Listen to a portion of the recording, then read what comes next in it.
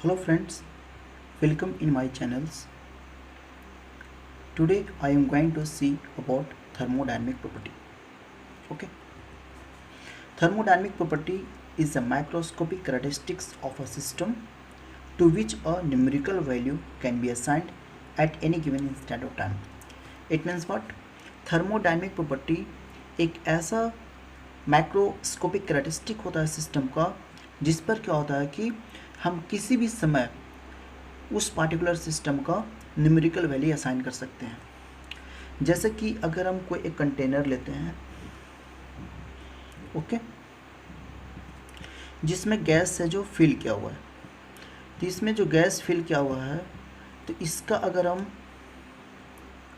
Mass calculate करना चाहें, okay, इसका अगर हम टेम्परेचर कैलकुलेट करना चाहें, ओके, इसका अगर हम वॉल्यूम कैलकुलेट करना चाहें, तो हम किसी भी इंस्टेंट ऑफ टाइम इस पार्टिकुलर गैस का हम mass, temperature, volume, viscosity, thermal conductivity हम क्या कर सकते हैं कि निकाल सकते हैं। That's a macroscopic characteristics, okay. And numerical value means what? Mass 1 kg का होगा, 2 kg का होगा, 3 kg का होगा, टेम्परेचर 40 डिग्री सेल्सियस हो रहा होगा, 20 डिग्री सेल्सियस हो रहा होगा, वॉल्यूम होगा 2 लीटर होगा, 3 लीटर होगा। हम किसी भी इंस्टेंट ऑफ टाइम हम उस पार्टिकुलर गैस का कैरेक्टरिस्टिक्स, मैक्रोस्कोपिक कैरेक्टरिस्टिक्स निकाल सकते हैं। That is said to be the thermodynamic property, okay. Now types of thermodynamic property. There are two types of thermodynamic property. First one is extensive property and second one is intensive property. Okay. What is extensive property? Extensive property, it is a property which depend upon extent, means size of the system.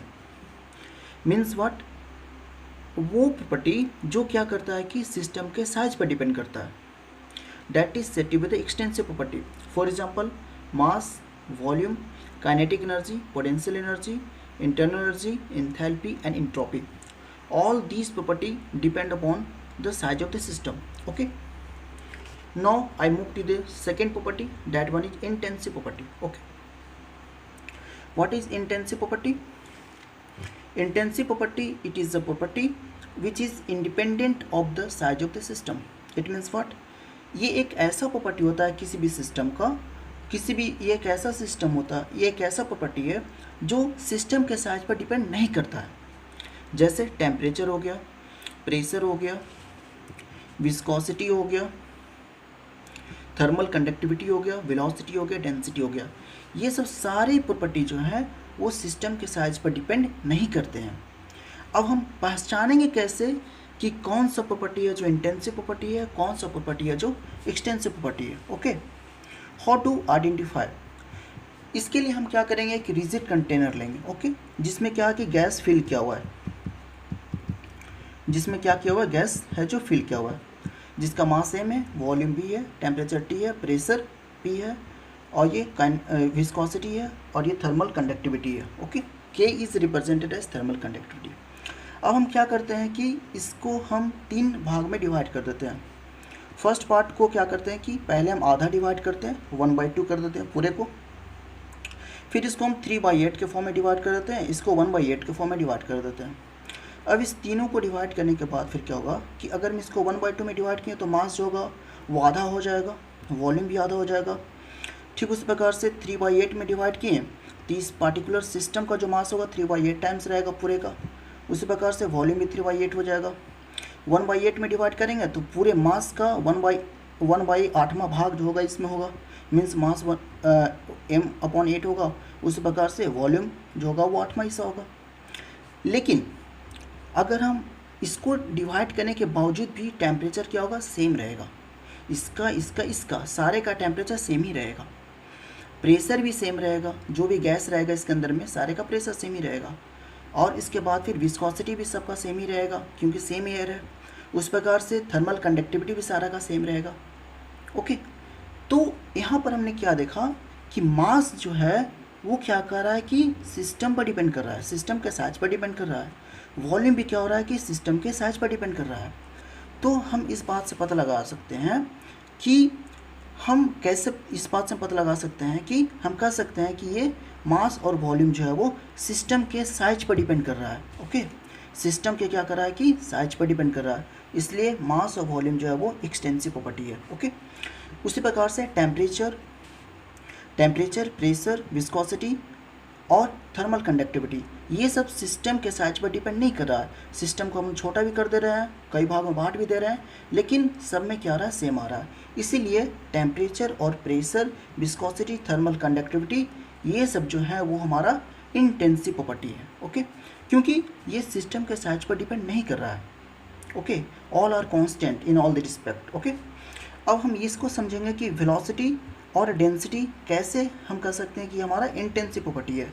Okay, now I move to the next one, that one is how to say that velocity is an intensive property. Okay, let us take an example. कोई एक man है जो क्या कर रहा है कि move कर रहा है, तो उस केस में क्या होगा कि वेलोसिटी है जो इंटेंसिव प्रॉपर्टी है। इंटेंसिव प्रॉपर्टी का मतलब क्या हुआ कि उसको वो independent of extent of the system, यानी कि सिस्टम के साइज से उसको मतलब नहीं है, उसके मास से मतलब नहीं है। यानी कि अगर हम 1 kg, जैसे ये मैन है, ये आदमी अगर चल रहा है, ठीक है, तो इस मैन का जो हैंड है वो अलग वेट का होगा, आई है वो अलग वेट का होगा, हेड है जो अलग वेट का। लेकिन ये जो मैन है अगर ये v वेलोसिटी से मूव कर रही है तो इसका सारा कंपोनेंट मीन्स व्हाट, लेग हो गया, ईयर हो गया, हेड हो गया, हेयर हो गया, सारा का सारा कंपोनेंट जो होगा v वेलोसिटी से मूव करेगा। हैंड का वेट अलग है, ठीक है, लेग का वेट अलग है, हेयर का वेट अलग है, उसकी वेट होने के बावजूद भी सारे का वेलोसिटी क्या है, सेम है।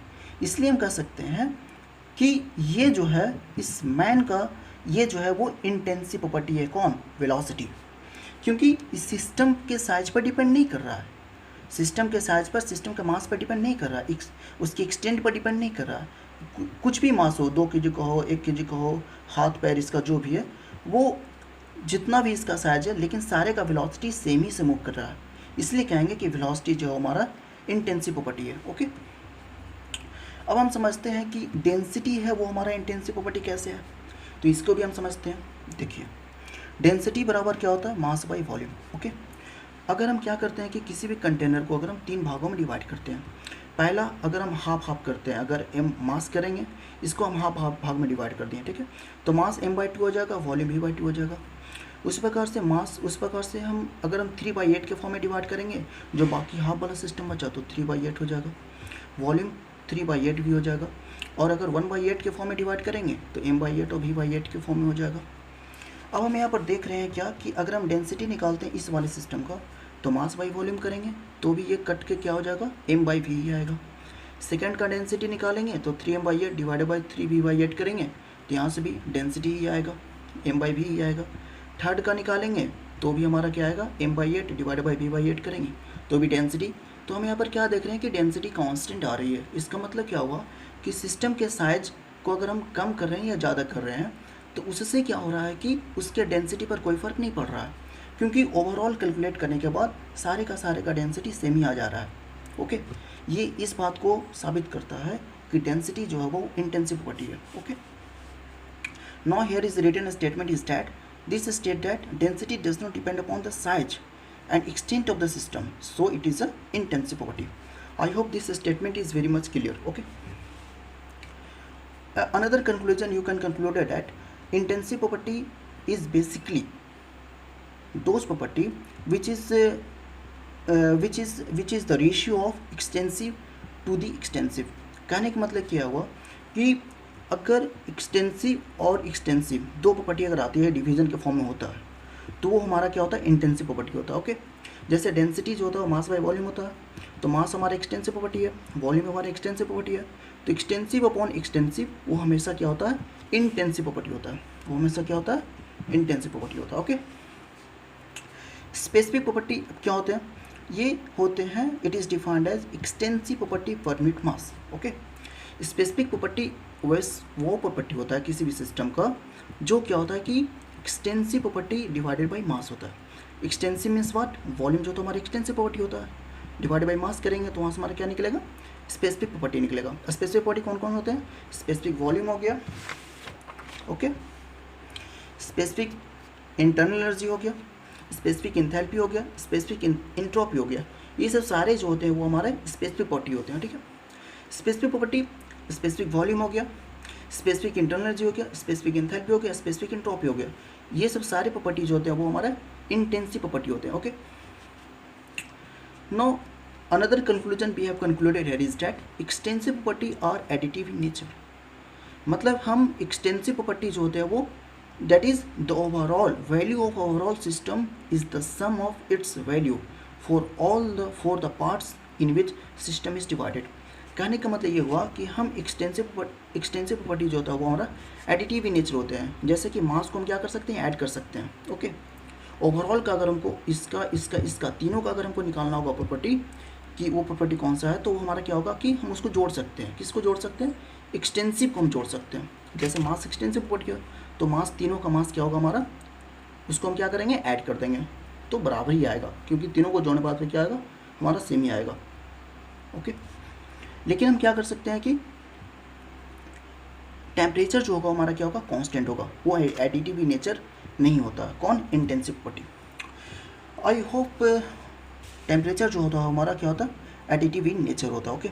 I hope this statement is very much clear. That is extensive property जो होता है हमारा क्या होता है, एडिटिव इन नेचर होता है, और इंटेंसिव प्रॉपर्टी जो होता है हमारा एडिटिव इन नेचर नहीं होता।